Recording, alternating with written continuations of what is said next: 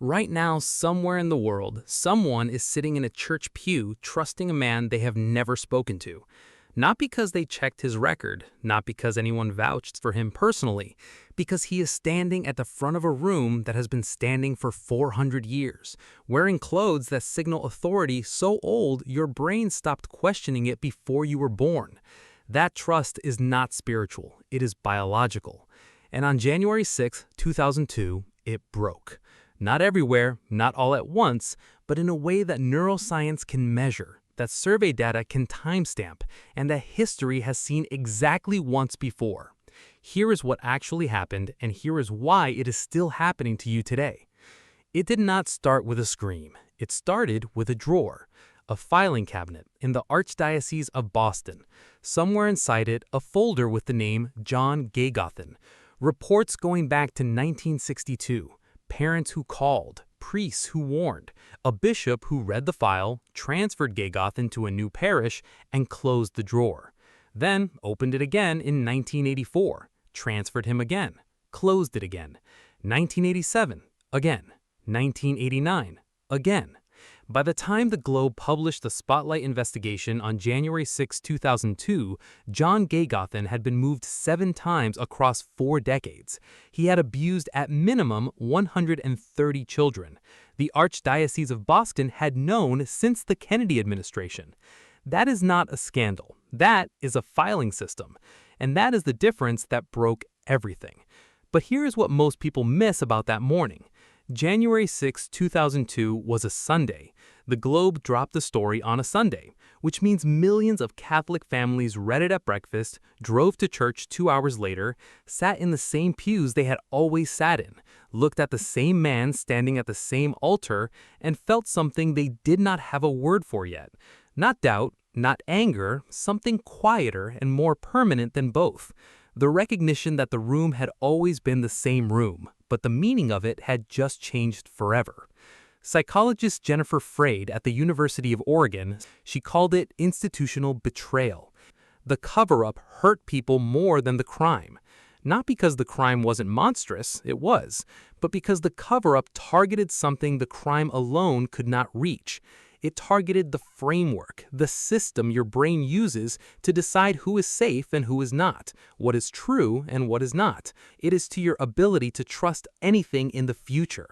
Freyd called this secondary betrayal trauma, and she found it in survivors across institutions, hospitals, universities, the military, the church. The pattern was identical every time. The original harm was survivable. The discovery that the institution knew, protected itself, and chose the system over the person, that was the thing that did not heal. It explains it, minimizes it, files it under exception. But then the second one arrives, and the third, and at some point a specific neurological switch flips. Reed Montague, neuroscientist at Virginia Tech, mapped this response in 2007 using functional MRI imaging. When your brain detects that an authority was performing trustworthiness rather than actually holding it, your anterior insula fires. That is the region of your brain that activates during physical disgust. Not sadness, not disappointment, not even anger first. Disgust. The same neural signal your body generates when you smell rotten meat, when you bite into something that looks fine but is already turned. Get away. This is contaminated. Do not consume any more of this. That is what January 6, 2002 triggered in 58% of American Catholics. That number comes from a Gallup survey conducted in February of that year. Mass attendance among American Catholics dropped 11 percentage points compared to 2001. Not 11 people, 11 points across an entire population. Millions of people did not just stop trusting the institution, they stopped walking into the building. This has happened before, exactly once, at a scale large enough to compare. Go back to October 31st, 1517. Martin Luther nails 95 feces to a church door in Wittenberg, Germany. You know this story. Here's the part that always gets cut. In 1517, a printed page cost the equivalent of 3 days of a craftsman's wages. Books were furniture. Ordinary people didn't own them. The idea that ordinary people engaged with written arguments the way we scroll through content today is a modern projection onto a medieval world that didn't work that way. And yet, within 60 days of Luther posting those complaints, historians estimate 1 million copies had circulated across Europe. People were hand-copying documents they couldn't afford to print. Merchants were carrying them across borders that required travel permits. A monk's complaint about indulgence sales traveled faster than the Vatican's response could be drafted. Why? Because it wasn't new theology. Priests had been complaining about Rome for 2 centuries before Luther. Jan Hus made nearly identical arguments in 1415 and was burned at the stake for it. The arguments weren't the variable. The variable was a number. Luther had done the math on the Vatican's construction of St. Peter's Basilica. His estimate?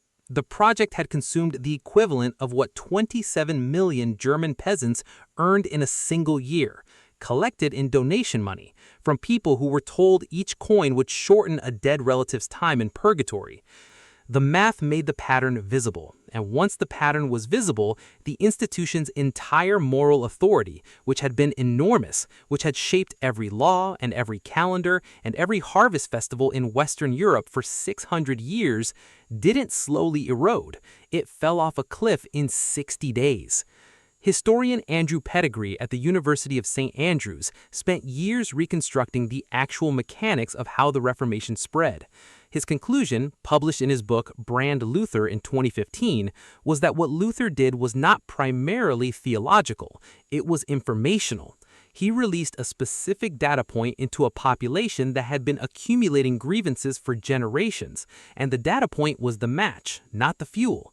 The fuel had been stacking for 200 years. This is the pattern Freud identified in individuals playing out across an entire civilization. The first 100 betrayals got filed under anomaly.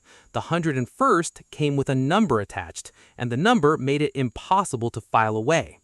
And here is where 1517 and 2002 are not just similar, they are structurally identical. Both began not with new information, but with made visible information. The abuse in Boston had been happening since the 1960s. The indulgence money had been flowing to Rome for decades before Luther counted it. The populations involved didn't learn about a new betrayal.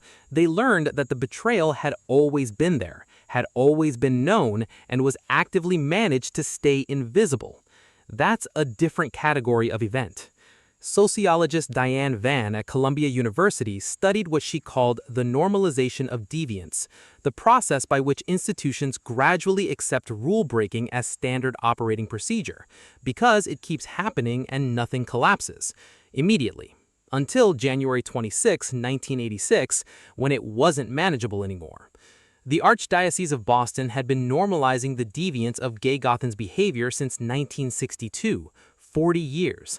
The Vatican had been normalizing the financial deviance of indulgence sales since the 13th century, 200 years. In both cases, the institution was not staffed by uniquely evil people. It was staffed by people who had inherited a system in which the drawer was already there when they arrived, already full when they opened it, and the most available response was to close it again and transfer the file. Vaughn's research shows that this is not a Catholic problem. It's an institutional problem. The brain of an institution, like the brain of a person, rewrites deviance as exception for as long as it possibly can, until a number arrives that makes rewriting impossible. The Edelman Trust Barometer surveys institutional trust across 28 countries every year since 2001. In 2002, the year of the Spotlight investigation, trust in religious institutions in the United States dropped 14 points in a single measurement cycle. Not any other institution in the survey's 24-year history. Not banks in 2008 when they